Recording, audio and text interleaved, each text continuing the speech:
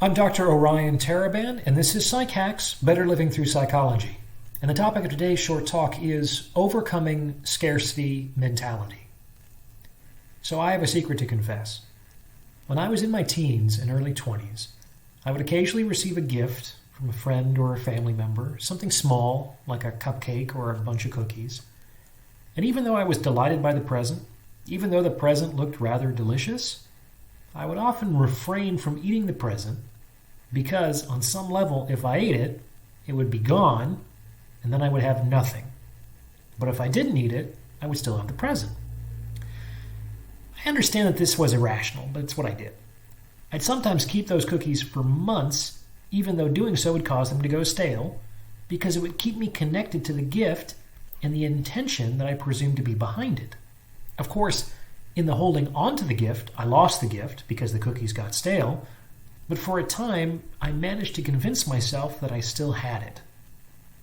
And I think this is how the scarcity mentality works. I'm going to cling to this and not use it or enjoy it or experience it. I'm going to cling to this because clinging is preferable to the nothingness that I expect would take its place, were I to use it or enjoy it or experience it. I had no real confidence that if I were to eat the cookies, they would be replaced by a fresh batch on a reasonable timeline. For me, that's the crux of the scarcity mentality. If I were to eat the cookie, it wouldn't be replaced. Now, the fact of the matter is that we need to eat cookies in order to create space for more cookies to come into our lives. If my friend were to find out that I hadn't yet eaten the cookies she had already given me, why would she bake me more? It would be wasteful. And I think both people and the universe tend to operate according to this rational principle of parsimony. The reality is that we're going to lose the cookie anyway.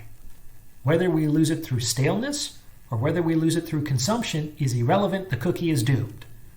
So if we're going to lose the cookie anyway, why not enjoy it?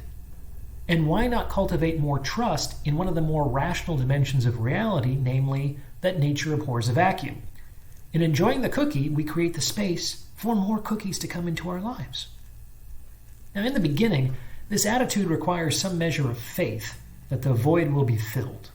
But the more you do it, the more you will come to trust in this underlying fabric of reality. It's in the nature of things that you will be provided for.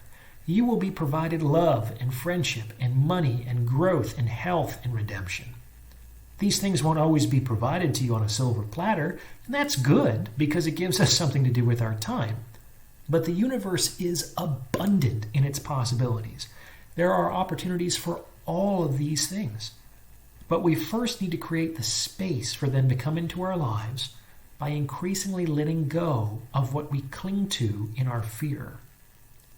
And the best way to do that is to consume, through active participation, the goodness that comes into your life, thus opening up more space for even more goodness to arrive in time.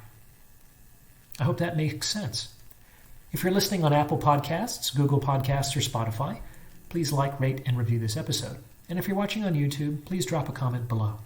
Finally, if you'd like to schedule a consultation, you can reach me at psychackspodcast@gmail.com. Thanks for listening.